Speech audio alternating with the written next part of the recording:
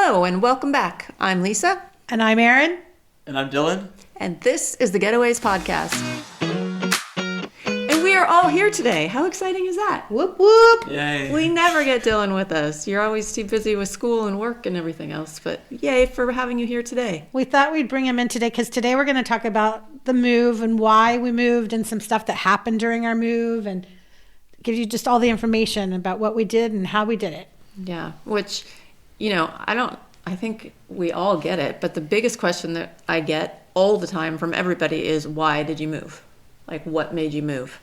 We don't have that big grandeur of an answer that people are looking for. I think people want to relate it to what's going on politically. Well, I think so. Or they just want to understand that there was some big momentous event that made us want to move. But I mean, for me, it was, I lived in Europe when I was younger, when I was in college, and then when I was a nanny after college, and I just sort of always knew I was going to be back here at some point. I know it's different for you.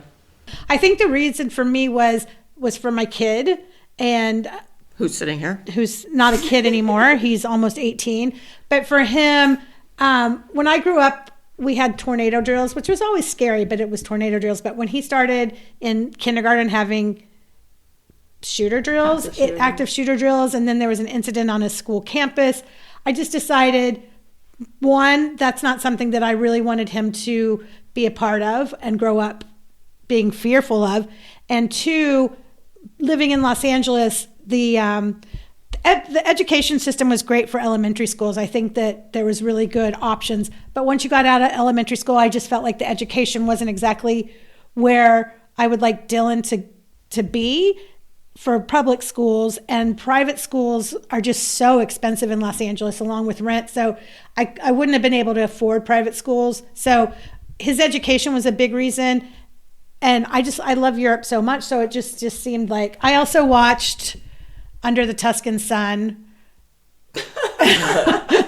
right before my parents died. And I was like, after they died and I didn't have anything really holding me back in America, it didn't make sense not to explore it, at least. Logistically, before we moved, there was quite a lot we had to do, right? Starting with getting the visa at the embassy in Los Angeles. Which was not an easy task. No, and there's lots of paperwork, and the appointment lines are really far out. So months and months. Months and months. Yeah.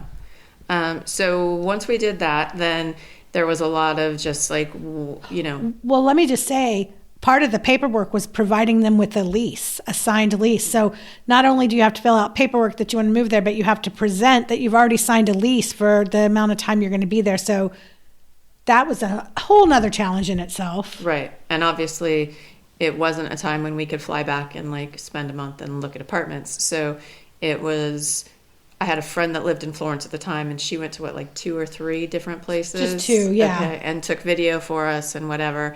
But, it's kind of just a roll of the dice. Yeah. Because it's sight unseen, even with a video, right?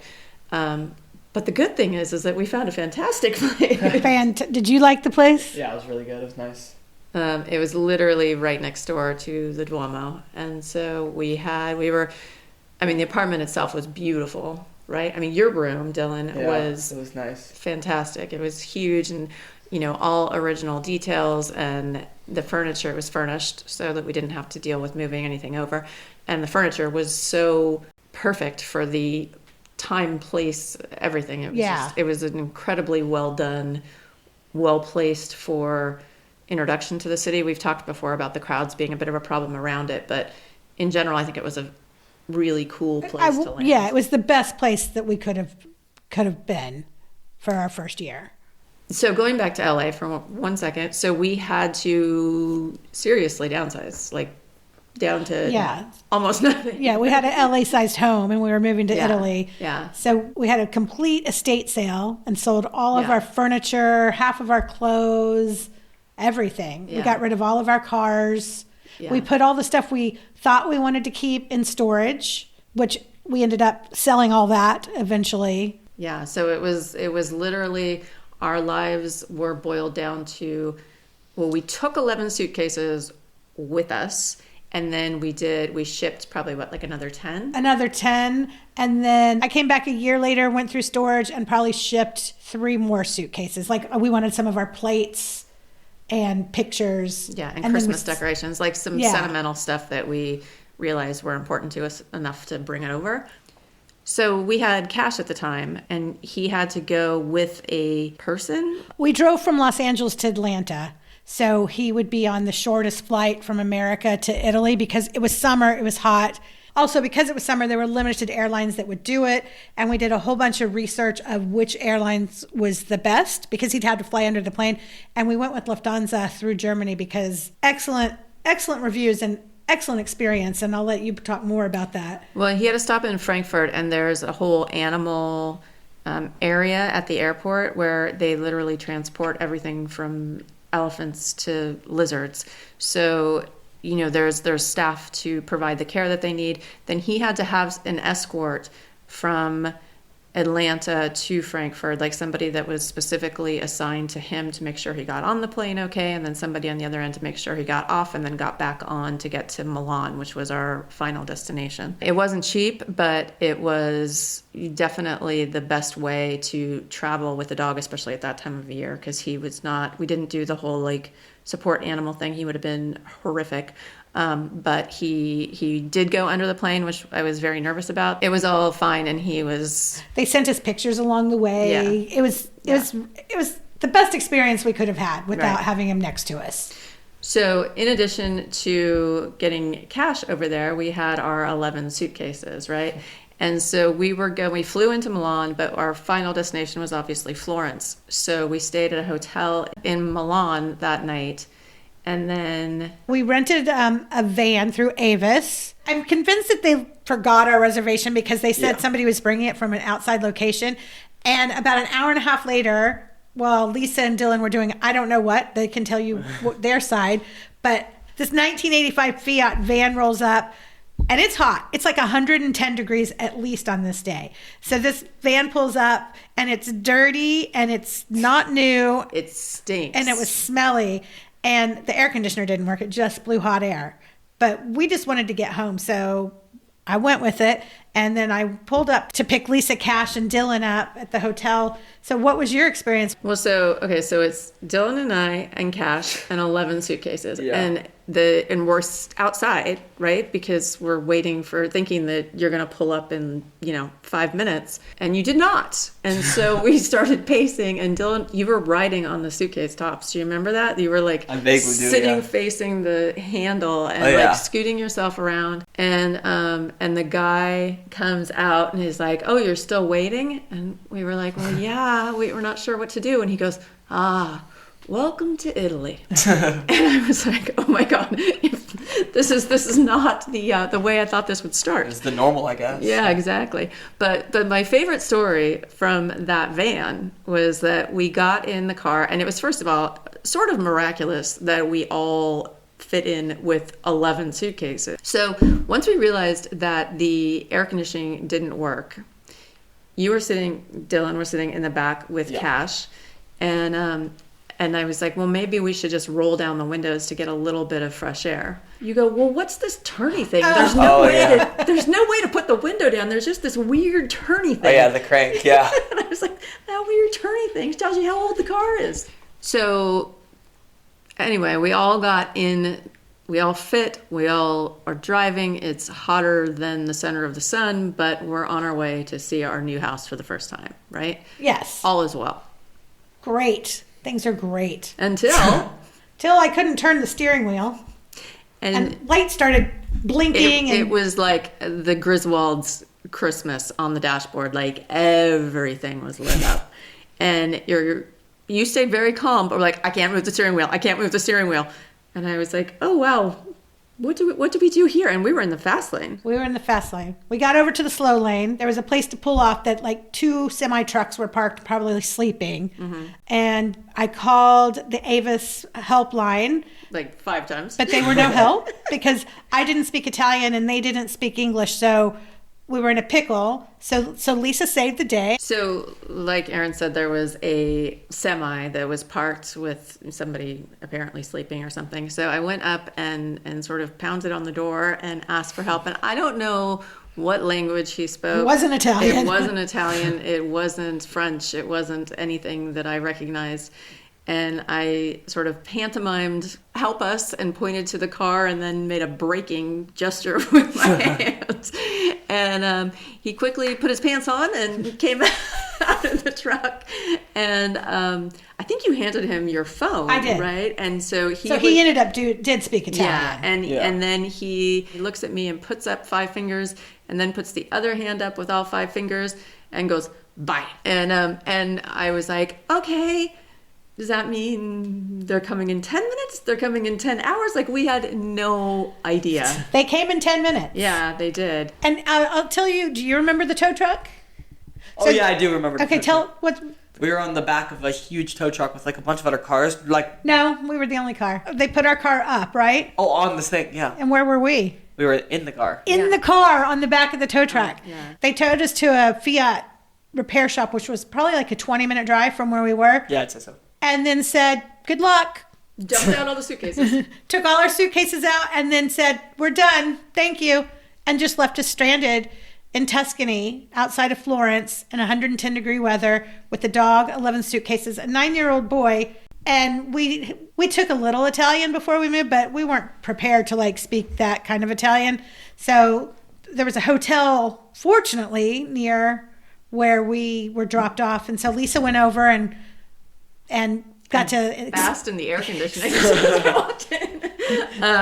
But I just went in and said, look, we have an emergency. Can you please call either one enormous taxi or 2 smaller that allow dogs to take us to city center of Florence? And they did. And luckily the taxi showed up fairly quickly. Mm-hmm. And you guys went in one with half the stuff. Cash and I went in the other with the other half of the stuff. And it was a godsend, actually. It was, it was amazing. So then obviously we loved our apartment, and then we, spent that first year in Florence.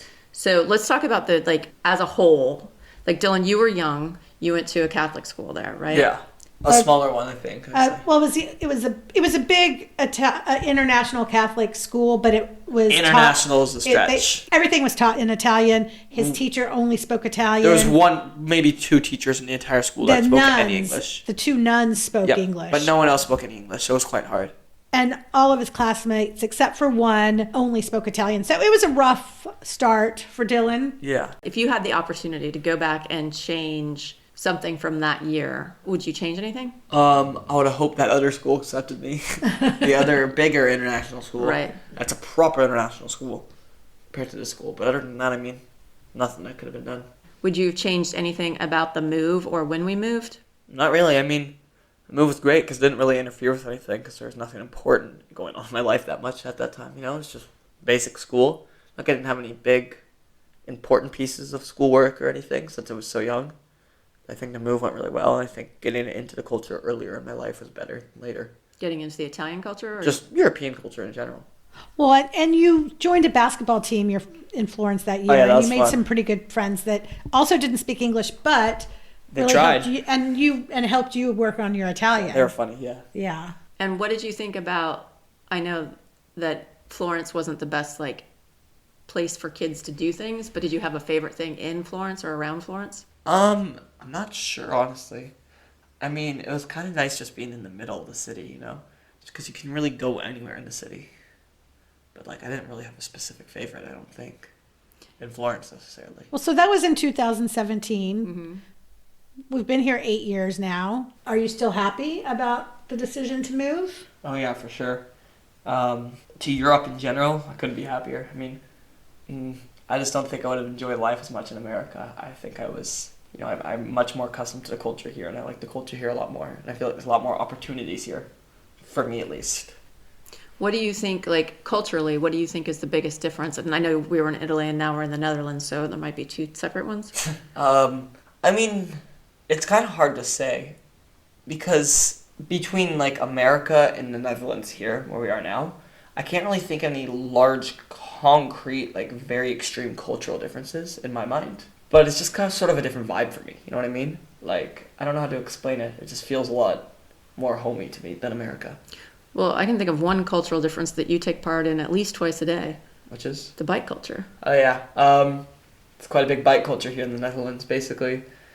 Everywhere you have to bike, basically. It's more normal to bike than to drive. I think it was... Or to walk even, really. Yeah, to walk even. It was for every one person, there's 3 bikes in the Netherlands. Yeah, I mean, it's great. You can go anywhere in the city, basically anywhere in the Netherlands, because there's bike paths connected throughout the whole country. And it's very flat. It's like one of the flattest countries in the world. But yeah, there's bike paths on every major road. Some roads are built just for bikes and not even for drivers. So it's safe to bike too. It's great.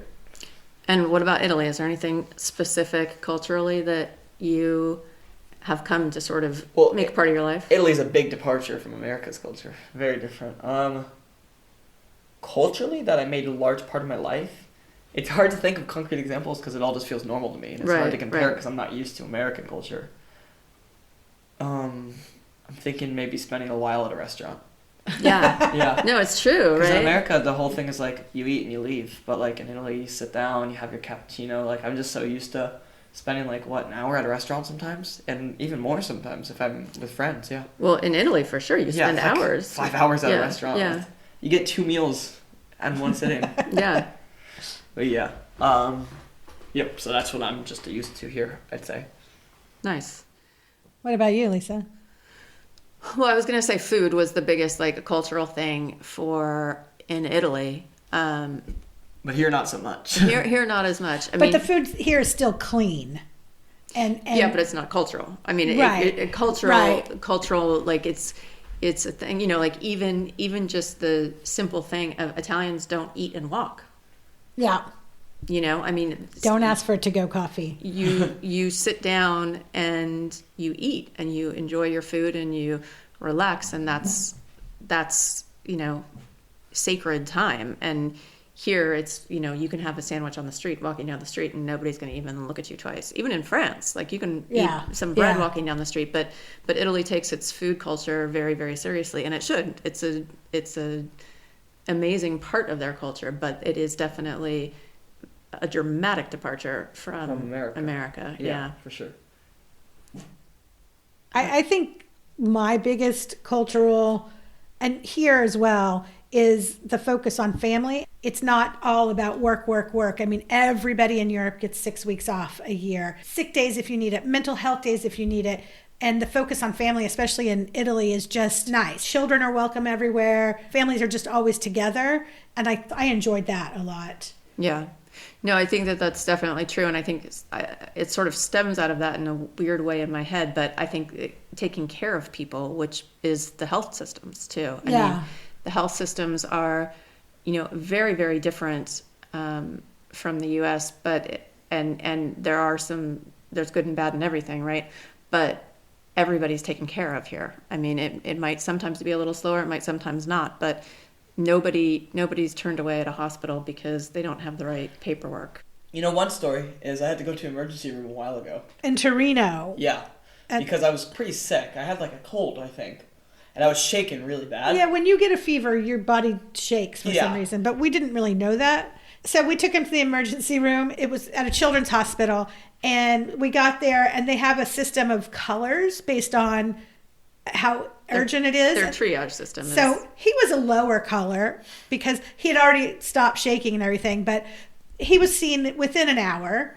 And they did a full physical, checked him out. They were just checking everything to make sure he was healthy. And then I was like, where do I pay? Or where do I give you my information? I had never even wrote down his name, my name. And they're like, no.